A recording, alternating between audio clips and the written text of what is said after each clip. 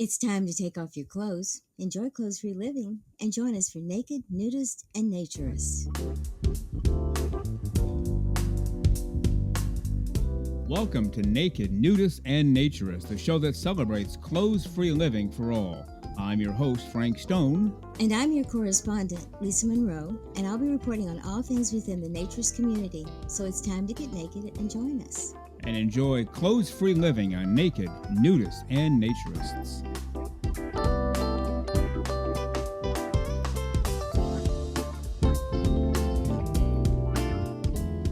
Well, greetings and welcome into Naked, Nudists, and Naturists, episode 148 today.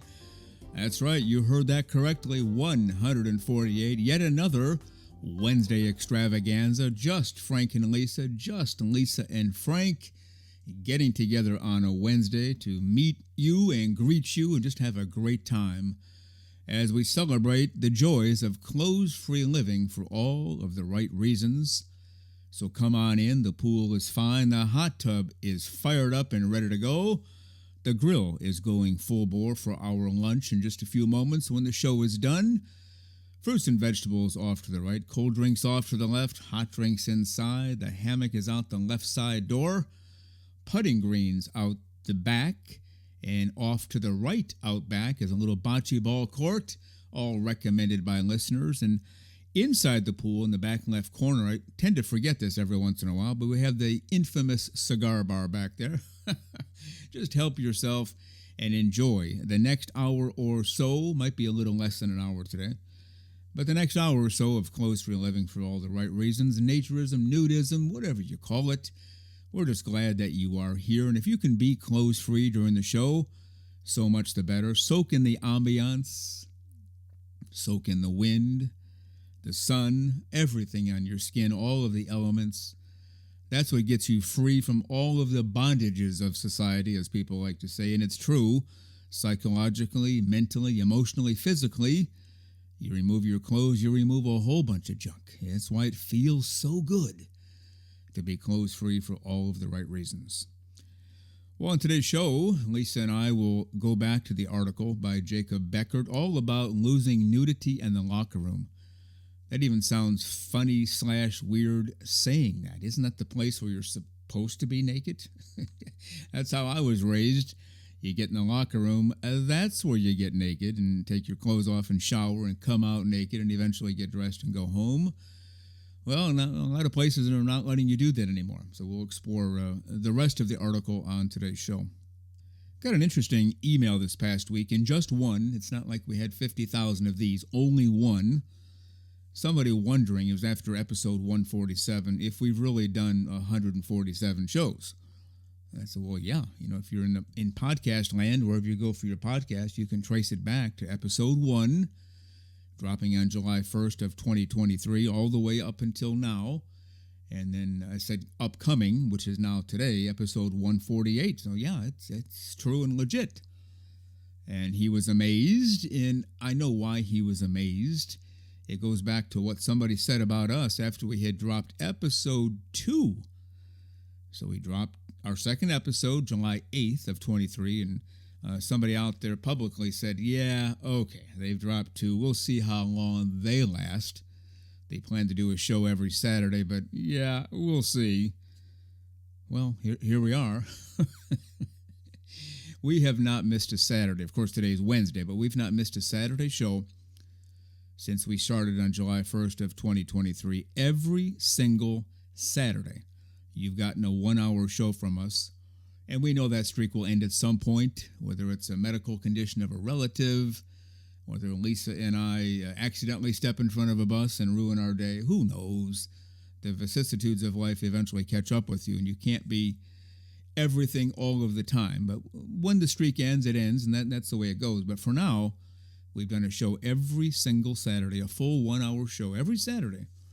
And so, yes, after that second episode, we've come a long way, and we continue to come a long way, simply because we accept no excuses. And the guy who wrote in said, there are shows out there, they do 1 show a year, they do 3 shows a year, they do 4 shows a year. A lot of people have vanished. They're not even doing any shows at all anymore. And so he was giving some justification to the guy who said, well, they've done 2 shows, we'll see what happens. And I suppose that's a legitimate concern, except we're wired differently. We've done this professionally for years. And in our previous careers, we weren't allowed to make excuses there either.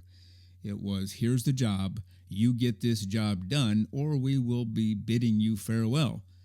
Well, we didn't want to be bid farewell, so we got the job done, except no excuses, and that's what we brought here. Closed for a living for all the right reasons every single Saturday since July 1st of 23. And now every Wednesday since July 30th of this year, 2025. We had said we will do most Wednesdays. It's turned into every Wednesday. There will come a point where we will take a break on a Wednesday. We will try to keep the Saturday streak going, though, as long as we can. But the bottom line is none of that matters. What matters is that we are together, just you, just me, just Lisa, and whoever else you have with you, enjoying clothes-free living for all of the right reasons. Well, I don't know about you, but over the last few moments here while I've been speaking, I've been hearing some music. Can you hear it? Let's listen together for a moment. Oh, yes, I hear it plain as day. I'm sure you do, too. That can only mean one thing. It's time for the great, the terrific, the completely over-the-top, fully clothes-free, and completely smiling, our naturism correspondent, Lisa Monroe.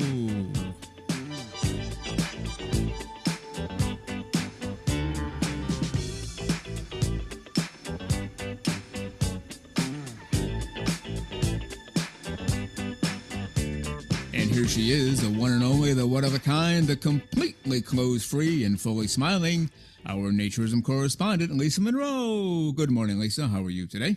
Good morning, Frank. I'm doing really well today. I hope you are too. I am, except, and I hate to even put this out there. I don't want to stress anybody out, including you. 2 weeks from tomorrow, Christmas Day. How did we've asked this question before? We don't have a good answer.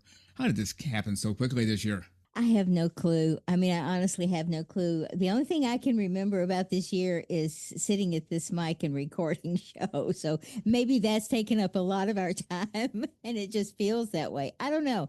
You know, when we were little, I'm sure you heard this too, you know, the time, as older you get, the faster time goes. And that is true in a lot of ways, but I never thought it would go this fast. I mean, it's just ridiculous. Yeah, well, now that we're approaching 28, it's starting to speed up a little bit. It sure is. Okay. Well, let's get to it here. We started this article on last Wednesday's show by Jacob Beckert. The title is The Disappearance of Everyday Nudity. The subtitle, American Locker Rooms Are Getting More Modest. We're Losing Something in the Process. And we got through roughly half of the article, Lisa. And so we'll do the second half today. Are you good to go, or do you have any comments about last week? Or no, I think continuing on with this will be extremely interesting, and then maybe we'll just wrap it up at the end because I find this just very disturbing. Oh, yeah, extremely so. They're taking it away from us. Mm-hmm. And I think, well, I haven't talked to him, but I'm guessing the reason for putting the article out is, hey, folks, wake up. You're losing all of your privileges or rights, whatever we want to call them. And now they're taking one away, it sounds like, from every locker room in the country. At least that's where we're going. It's not there yet, but it's getting there for sure, right? I think it is. And, you know, unfortunately, once this catches on, then if someone doesn't follow through, then they get blasted. They get, you know, people protest against them. They get, you know, it's just, if you don't conform to the norm, then everyone gets upset, but somebody better look and see what they're calling the norm, because a lot of times it's not in the best interest of society. And I'm not just talking about this issue, but everything else that happens. Yeah, it used to be anything in society. If they did something a certain way and you as one person didn't like it, you had a choice. You could go in there anyway, knowing what you would face, or you could not go in. For example, nudity in locker rooms. Well, I don't want to be naked in a locker room. I don't want people to see me. My response would be, okay, then don't go in. No one's going to force you to go in.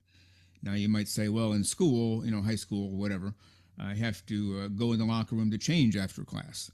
Well, okay, you have a decision. You can go in the locker room and change after class or not. and just keep the same clothes on. If there's a consequence from that, from your teacher or principal, that's your choice to absorb the consequence. Now, perhaps to some that sounds a little too harsh, but to me, that's just common sense and reality. You know the score going in, you make your decision from there, as opposed to one person is upset, so let's change it for every locker room in the country. It makes no sense, does it? It doesn't. And I think, there are two levels of taking care of people. And one, there's for the greater good. You don't want people hungry, you don't want people homeless, you don't want people not having medical care. Those are completely different things than these individual likes and dislikes. And I think that it's just very unfortunate that anyone who, because maybe I don't like the color that the locker room is painted. Am I going to go in and demand that they paint it the way I want it as opposed to what everybody else likes? There's some unreasonable and irrational things that happen. And there is a point in time where, as humans, we need to take a responsibility for our own situation and not enforce that on everybody else. That's just my thought. Yeah. Well, and then the other side of the coin never gets addressed. Hey, I have rights too. I want to be naked in the locker room. It's what I'm used to. I feel comfortable. Why don't I get my way? Why does this other person over here get his way or her way? And that part is never answered. It says, well, it's what it's going to be from now on. We have a new normal. But my question is why? Because a small minority, and it is small, doesn't want to do it. But anyway, let's get to the article. We'll be talking about that all day because it goes on all over society, not just locker room. Exactly. All right. I'll take the first paragraph now. As we ended up last week, we were just getting into the beginning of the 20th century. And so continuing on, naked swimming, at least for men, also became more commonplace as more bathhouses opened. For decades, they functioned as facilities both for cleaning and for leisure. Bathers might bring soap into the water, rinsing off before they began to swim.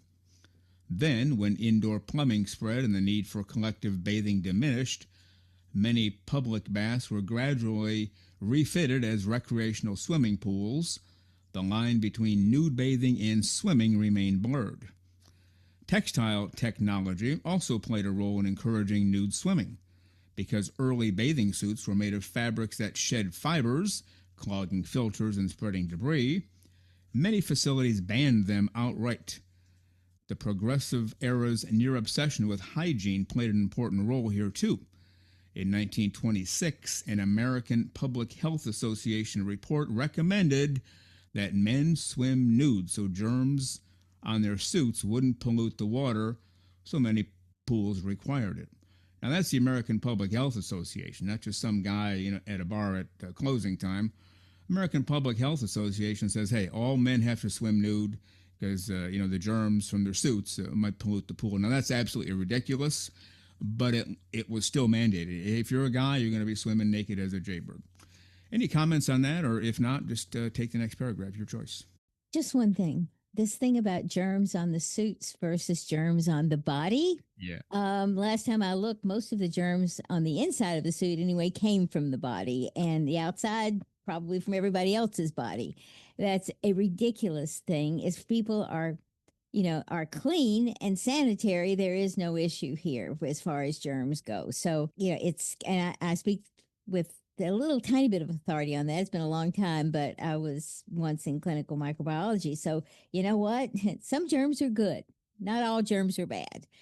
No, I mean, yeah, it's a ridiculous premise, but the point is, in 1926, so about 100 years ago, the American Public Health Association said, men, you're swimming naked. And now here we are 100 years later, no one's going to be naked in the locker room. Forget the pool. That's obvious. You're not swimming naked there, but you're not going to be naked anywhere. All right, continue on. Next paragraph is yours. For women, the logic was more complicated. Expectations of sanitation competed with early 20th century ideas about purity and propriety. Although women were supposed to shower nude before getting in the pool, they were almost never allowed to swim that way. The same AFA report recommending that men always swim nude said that women should wear suits, albeit of the simplest type, underscoring that their bodies, unlike men's, were presumed to carry a sexual charge regardless of who else was present.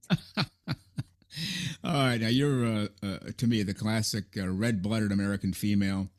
Have you ever noticed or seen or felt a sexual charge from a male ever? Just by seeing a male naked? Sure, or clothed or whatever. Well, I think, all women have probably felt that at some point in time. I mean, that's kind of life. Yet we differentiate here. You know, women give off a sexual charge, so let's keep those bodies covered up. Men, you can go ahead and swim naked as if there's no sexual charge at all. So the entire report is flawed. There's no doubt about it. This is just a personal thought.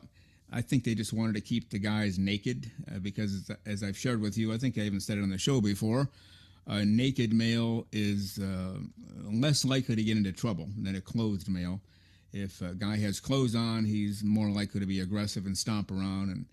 But naked, you're a little more, well, you're a lot more vulnerable, and you just kind of take it easy. Like, I'll get in here, I'll swim, I'll say hello to a few people, and then I'm out of here.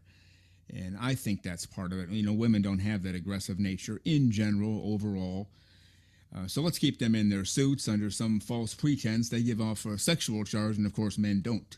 Absolutely ridiculous, but that was early 20th century, as he put in his article, right? It is, and it is ridiculous because we are human beings after all. And we've talked about that within the naturism world. We are comfortable with everybody being naked, but we're still human. So there are things that permeate some of that at times. But it's just ridiculous. This whole thing about of the simplest type on this swimsuit. The reason I think we've read before was that it was wool fibers that made up these swimsuits. And so it was the wool fibers coming off, getting in the filters of the pool that were causing problems. So they took the men's off. Well, last time I looked, those were the simplest kind of swimsuits. The women wore a little bit larger amount of wool, so it makes absolutely zero sense. No. The premise was to keep the guys naked and calm, I think. He didn't put that in the article, but anyway, let's move on. Flawed Yes. research there, flawed reasons anyway. So soon, though, cultural norms changed again, and nude swimming began to disappear. As municipal pools became mixed gender in the 1920s and 30s, swimming naked no longer fit prevailing notions of decency. Not long after, racial integration made swimming pools some of the most fiercely contested public places in America. Because pools were seen as intimate, the prospect of black and white people sharing the water provoked intense resistance, particularly among white men who were averse to the idea of black men interacting with white women. Bathing suits became both a technological adaptation and a way of policing the charged meanings of gender and racial mixing. This just gets more ridiculous by the moment, doesn't it? It certainly does, and it does go back to a lot of the the stereotypes and the fears and all that people had as society started to grow and people started to intermingle more, and so the way of life was changing, so people get scared, but it's ridiculous. There is no difference between color of skin and gender as far as everybody getting along, to coin a phrase, but it's ridiculous. Yeah. I'm spinning this entire article incredulous that this is even something we have to discuss. Yeah, he did a great job. He did. Yeah. So around that time, the 20s and 30s, now we take naked swimming away because men and women are mixing. And the racial thing we'll just not involve ourselves with today because that doesn't really play into it. But continuing on, the next paragraph is yours. In private and high school pools where gender and racial separation was more common, nudity was phased out much more slowly. Backed by the AFA, which continued to recommend nude swimming until 1962, YMCA and high school pools still kept men and boys in the nude during designated gender-specific swimming. Sometimes family members, including girls and women, watched naked boys practice or compete in races. Less frequently, women would strip down for swimming as well. The tradition lingered until the 1970s and 80s and was slow to fade.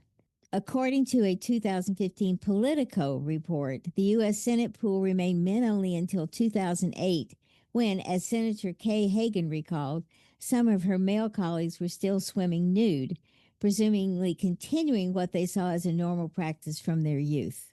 Yeah. Now, did you catch that one line that you read there? Girls and women watched Mm-hmm. naked boys practice or compete in races. Thank, Yes. thank goodness they didn't get a sexual charge from that. It was just all about the swimming, right? I know. Isn't that amazing? Just, oh my gosh, it's a swim meet. Look at those dudes, man. No. Yeah, I told Ugh. you, I mentioned on the last show that I went to a high school that had mandatory nude swimming for males, Mm-hmm. but it was abolished or abandoned before I got there. But it was the tradition, and most of those teachers, probably all the teachers, were still there. It Mm-hmm. wasn't banned long before I got there. So it was still fresh, and we can get into some stories there. But I do know, kind of like you talked about the college swim team, I do know my high school boys swimming team practiced in the nude. I was not on the team, but I knew kids who were, and that was normal. It wasn't even oh baby, we're going to get our clothes off and swim. It was just normal. You want to be on the team, you show up nude and you practice. And did girls get in occasionally? Absolutely. They didn't race that way. And when it came to race day, they had their regular suits on, but totally normal. Now we're looking at what he said into the 80s. So, what, Yes. 40 years ago, it was still considered to be halfway normal. Right. All right. Let's, any comments before we move on? No. I think I've said, I think I've made it clear how I feel about this, but geez, just, All right. We'll continue on. As American society has evolved, the calculation about where and how one's body can be exposed has shifted yet again. The move toward private stalls in gyms reflects an effort to make communal spaces more comfortable for a wider range of people while avoiding the fraught question of how to split rooms when gender boundaries are the subject of an intense culture war. It also reflects a recognition that dividing locker rooms by gender alone does not necessarily create settings free from the possibility of sexualization or discomfort. Compounding these issues is the omnipresence of cameras and social media, which has made privacy more precarious. The heightened awareness of potential abuse in schools and athletic programs has led to policy adjustments as well. What was once widely considered innocuous exposure now risks becoming a liability. That's true, but when I was a kid, the way they dealt with that is the teacher walked around with a paddle and said, if you knuckleheads, or whatever word he used, do anything stupid, you're getting a few of these. No harm ever occurred. Nobody ever did anything or grabbed anything or made fun of anybody. It was just boys behaving very well in the locker room. Yet there's a fear that that might not be the case anymore. Any comments? yeah, I think that again, it comes back to this policing of ourselves. Now, you can't expect children to police themselves in the same manner that you expect adults because they don't have the experience or the ability at times, but they can be taught right and wrong. And most kids know that, and they know right and wrong and what they should be doing and what they shouldn't.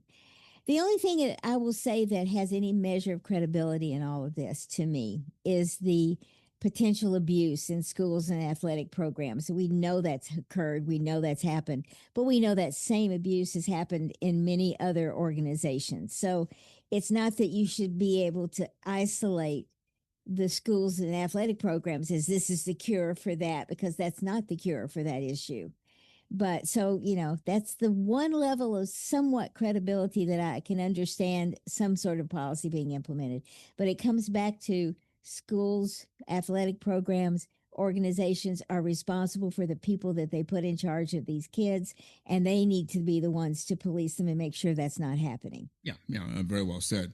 Like we always did, like our parents Yes. did and grandparents did. It was policed, and if you did anything off kilter, you got your backside in a little bit of trouble. But we've gone away from that too. Maybe a subject for another show, or maybe not.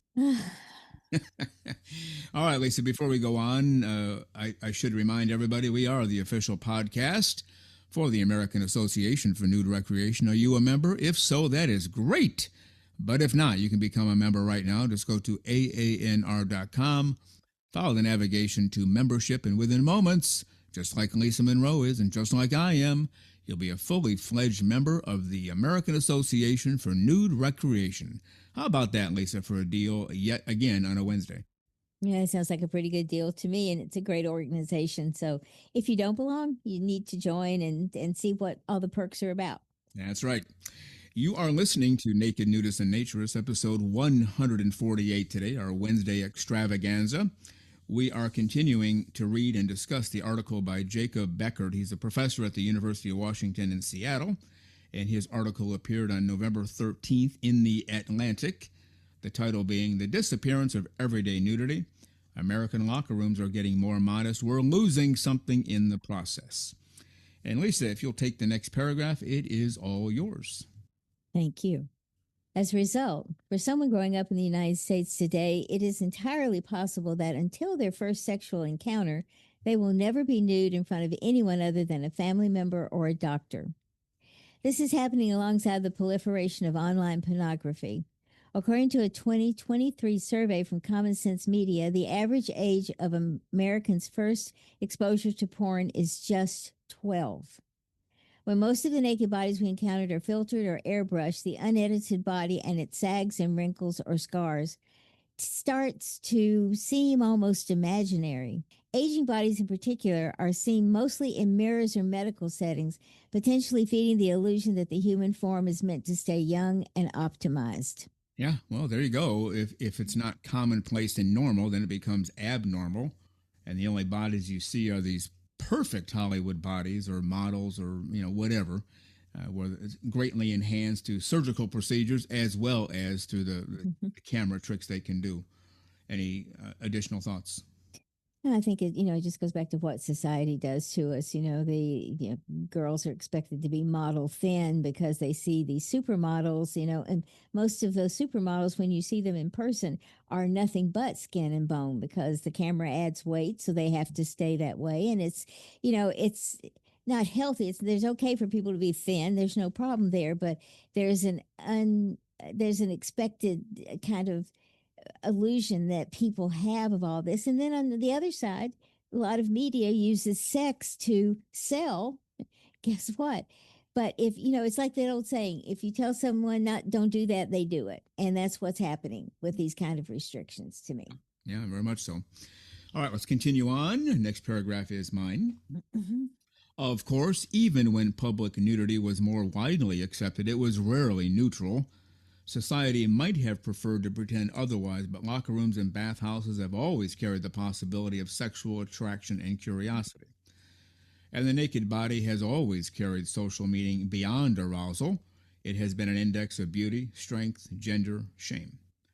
Locker rooms and showers, where bodies were both exposed and compared, became opportunities for people to reinforce social pecking orders. Just consider the term locker room talk, referring to vulgar conversations men might have while changing.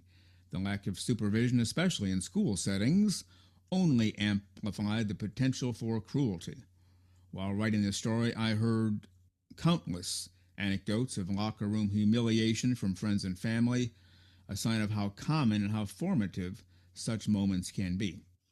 And I agree with that. Now, as I've stated before, I didn't hear any of that. I didn't face it. It just didn't happen. But that doesn't mean it doesn't happen elsewhere. And I'm sure it does. If some guy's too big or too small or whatever, hey, look at, so-and-so over there. Hey, you'll never get any chicks, that kind of stuff. And that can be devastating to a boy or a man even. It doesn't matter the age. When somebody says you're never going to get any women or never going to have any action because your body looks like that, you feel bad. In some cases, it spurs them on to get in better shape, but that's, again, a personal choice. But I didn't face that, but apparently a lot of people have, so we don't want to minimize that at all. Any thoughts? Well, I think the one thing we need to remember, they're bullies everywhere. So they're going to be bullies in the locker room, just like there are going to be bullies in the cafeteria or at the bus stop for kids. It just that's a completely different situation that's happening, and yet it will happen anywhere. So the correction to me is to deal with the bullies, not deal with the nakedness of the body, because that's not the problem.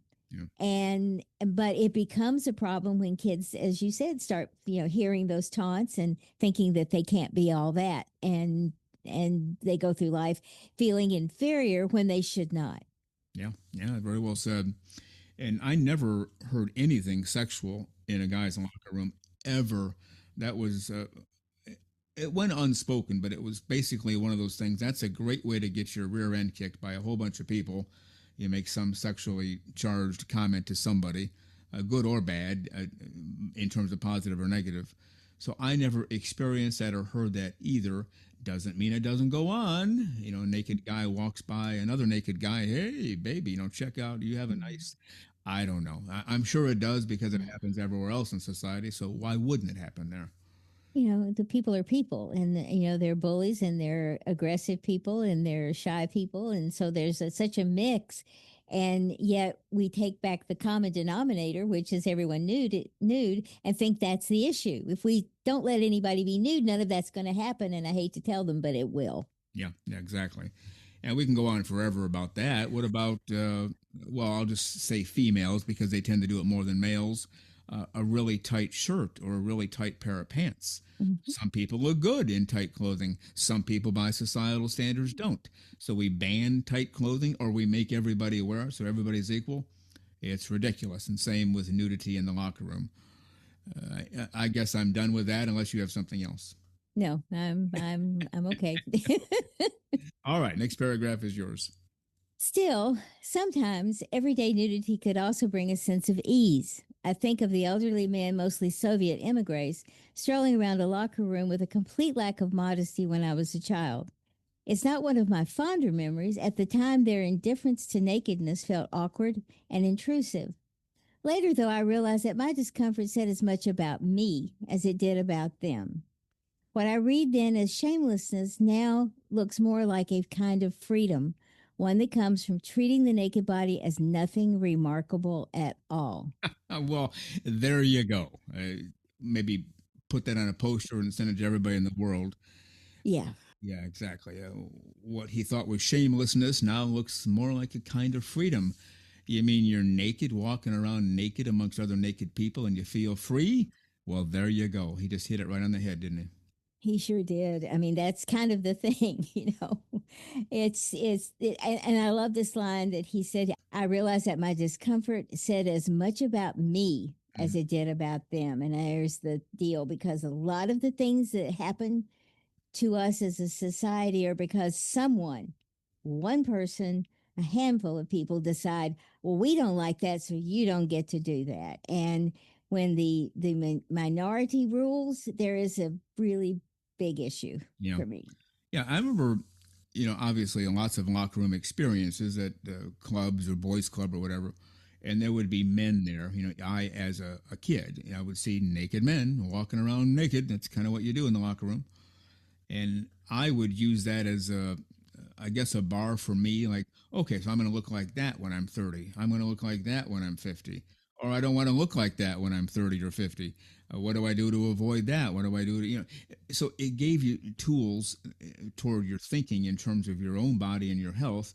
If you see nothing at all except these perfectly shaped bodies from Hollywood, you don't know what normal is. And then that's part of what a locker room provides, at least to me. Agree or not?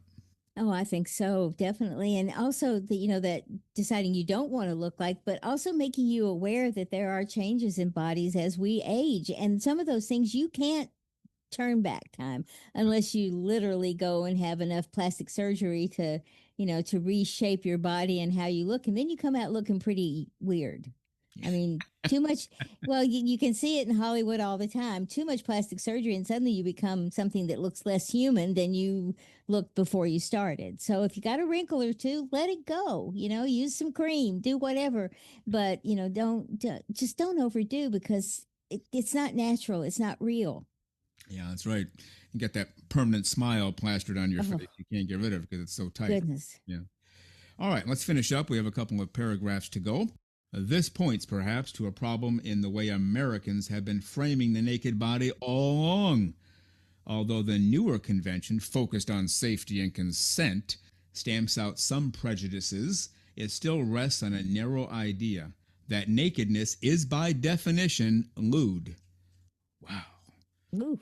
In many countries, communal nudity persists in mixed settings precisely because the body is treated as ordinary. Saunas in Germany, for example, remain places where people of all genders sit unclothed together apparently without major problems. Well, there you go. The Germans have their thing in gear, and we apparently do not.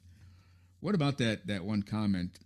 It wipes out some prejudices. Well, sure, and if you do something, it's going to wipe out some. But it begins with the premise: a naked body is lewd. Oh boy, we better do something about this. That's a flawed premise to begin with, isn't it? It's an extremely flawed premise, and it goes back to what he said earlier: for treating the naked body as nothing remarkable. That the naked body, in a sense of biology and life, is a remarkable thing, but being naked is not remarkable because that's how we all are. Clothing's just added after the fact.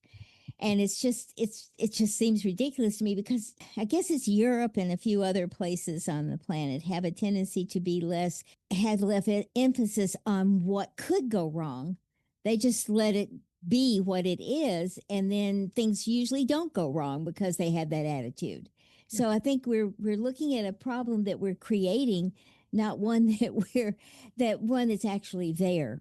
And I remember someone that was on TikTok was talking about she and her husband had taken her parents, who were from Iowa, to I think it was in Belgium, or possibly or Germany, a spa. And this spa, was a nude spa. They had one day that wasn't, and a couple of days that were. And she said she didn't have any problem going with her husband, who was European, to the spa, but she couldn't bear the thought of going in with her parents and being naked. Yeah. And so, there again, we've got that falseness of the fact that, what, our parents were always, we're naked to some point in time. So we need to get over this feeling that that it's wrong to be naked anytime. Yeah, yeah. Yeah, a lot of people have it together, and like he said, genders are sitting together unclothed, apparently without major problems. Well, no kidding. You just let it be, as you said, and let it flow. All right, Lisa Monroe, one paragraph left. It is all yours. Such examples suggest that rather than finding new ways to conceal ourselves, Americans need to reimagine the naked body, seeing it not as a provocation, but as a natural fact of human life. This cultural shift in attitudes toward nudity wouldn't happen overnight, nor should it come at the expense of anybody's well-being. As Americans design new shared spaces, though, we might more deliberately examine what kinds of encounters they make possible or foreclose. Perhaps the goal is not to return to old norms of exposure, but to imagine new ones rooted in comfort and respect. Yeah, there you go. Or allow all of it. You want to be private in a cubicle? Go ahead. You want to walk around the locker room naked as a jaybird? Go ahead. Why can't we have it always? And why does it have to be one way that it ticks somebody off? During all of this, I kept thinking all they need to do is set up a 2 or 3 or, a few booths of changing rooms, so to speak, with a curtain across, and the people who want to come and go that way can come and go that way. You can go in there, put your suit on, go out and swim, or go your training clothes and go out into the gym. It's fine. Just do what you want, and you don't have to look at anybody. Just walk out of the room when you leave. It comes back to that personal choice. Yeah. I don't have to look at a naked body if I don't want to. I don't have to do a lot of things that I don't want to, even if other people do it. And, because we have those choices, but we are getting those choices taken away from us by, I don't know, some just very, I think, ignorant way of looking at the human body. Yeah. All right. Well, that concludes the reading and discussion of this article. It appeared in The Atlantic on November 13th of this year, 2025. You can look it up. The disappearance of everyday nudity. American locker rooms are getting more modest. We're losing something in the process. And that's written by Jacob Beckert. And at the bottom of the article is a little description about who Jacob Beckert is. It says, Jacob Beckert is a historian at the University of Washington in Seattle. His research explores the history of American capitalism and U.S. investment in Israel and Palestine. Perfect avenues for nudism, I think, right? Absolutely. We know, but there is no imperfect avenue for nudism. Let's just say that. I think this article is mind-opening. It is angering at the same time. It's frustrating because as naturists, we know that none of that matters because we can sit in an organization and there may be mixed races, mixed genders, mixed whatever, mixed social levels. It doesn't matter. And that's what we try to, as naturists, we try to portray. Look, we're all people, we're humans. Let's enjoy life as human beings, not going, oh, well, he's this or she's that, and start to differentiate who's important and who isn't. Yeah. And I was obviously just kidding around about his work, The History of American Capitalism and U.S. Investment in Israel and Palestine being tied to nudism. Obviously kidding, because there is nothing tied to nudism, or everything is tied to nudism. You can enjoy living clothes-free for all the right reasons, no matter what you do in life. Whether you're a researcher or a truck driver, teacher, police officer, you name it. Clothes-free living for all the right reasons is what we're all about here, no matter what you do.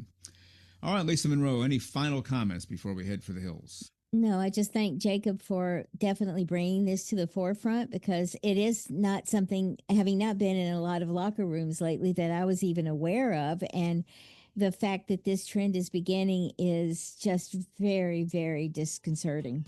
Yeah. Well, I think more than beginning, I think we're well into it, I guess we are. Yeah, we do appreciate the article, and we appreciate Jacob Beckert.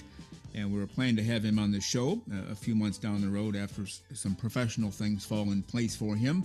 But he and Jennifer have been writing back and forth, and that's how I've been getting my information. So Jennifer is, I guess, a valuable member of the team after all. How about that?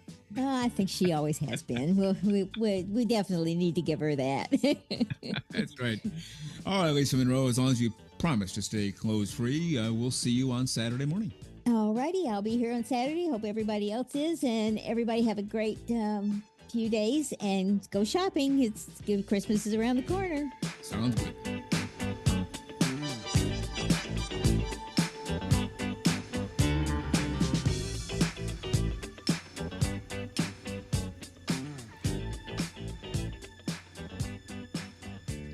The very terrific Lisa Monroe. She does a whole bunch around here, and you know what she does. She does the website all by herself, does the merchandise all by herself, helps with the Patreon page, obviously helps with the show, and comes in here twice a week to record these segments and does so much more behind the scenes. And we appreciate Lisa Monroe very much. So what do you think about the article by Jacob Beckert from the University of Washington in Seattle, all about losing nudity in locker rooms? I just want to scream, you have to be kidding me. That's right, they're taking away our rights and our privileges all over the place. And I've heard this before, and a few people have trickled in with it, but it seems like the other side has really declared war on us in this setting. And maybe we're not aware of it enough. I certainly was not. But what do you think? Well, we do want to know your thoughts. You can send us an email at nakedforevermore@gmail.com. You can write to us on Spotify, on YouTube, certainly through our website, nakednudistandnaturist.com. Lots of places to write to us. Twitter, Blue Sky, we're all over the place. Have you noticed that nudity in locker rooms has gone away, or is going away but soon to be gone totally? Is it something that bothers you, something that affects you, something you don't care about either way? We'd like to know, and we'd like to hear from you, and we'll read some of your responses on the show down the road. But we appreciate Jacob Beckert, obviously a very intelligent guy. He works on American capitalism and the Middle East. Yet he's a terrific writer, so we appreciate him very much. We'll get him on the show down the road when things settle into place for him at the professional level, and he'll be more open to go out there publicly and talk. So we'll get him on the show when he is ready to go. How about that? We also want you to come back this Saturday for episode 149, 6 o'clock a.m. Eastern Time on Spotify, as we like to say. Our special guest will be Jelaine Lombardi. She has written a book called Running Around Naked. When her parents bought a nudist club, she was 7 years old. And that's where she lived. That was her home until she left for college at age 18. From 7 to 18, she was at a nudist club all the time. Nudist activities, naked, naked, naked, on top of being naked all the time. Loved every second of it, but when she went away to college and clothes needed to be on, she put them on and never returned to the nudist life. A different kind of story, very well written, and we'll talk to her about that, her experiences, her life, the nudist camp, nudist resort in Florida, which is now long gone, by the way. It was sold, and I believe it's turned into a KOA, clothing campground. So come back these next 2 Saturdays, episode 149 this Saturday, part 1 of my interview with Jelaine Lombardi, and then the following Saturday, episode 151, obviously will be part 2 with Jelaine Lombardi. So we appreciate you very much. We enjoy doing these Wednesday shows. Gives us a chance to relax just a little bit and kind of do these extended conversations about the world of nudism, naturism, clothes-free living for all the right reasons. And we know that you enjoy them too. We appreciate you. And anytime you need anything from us, feel free to write to let us know what's going on and we'll get back to you. In the meantime, don't forget, come back this Saturday for episode 149. Well, you've been listening to Naked, Nudists, and Naturists, episode 148 today. We give you a brand new show every Saturday morning, 6 o'clock a.m. Eastern Time, and on most Wednesdays, 12 noon Eastern Time. Continue to join us. Check us out on our website, nakednudistandnaturist.com, Spotify, Google, Amazon/Audible, Apple Podcasts, and also on Twitter. You can write us anywhere, anytime, anyplace. And we thank you for being with us today. Plan to join us for every single one of our shows here and have your clothes off when you're listening. We have our clothes off when we're broadcasting, enjoying the naturist life. We celebrate clothes-free living for all. Remember to enjoy being naked and join us again for Naked, Nudists, and Naturists. We drop a brand new show every Saturday morning, so come back and join us. Have your clothes off when you do for Naked, Nudists, and Naturists. Have a great clothes-free day.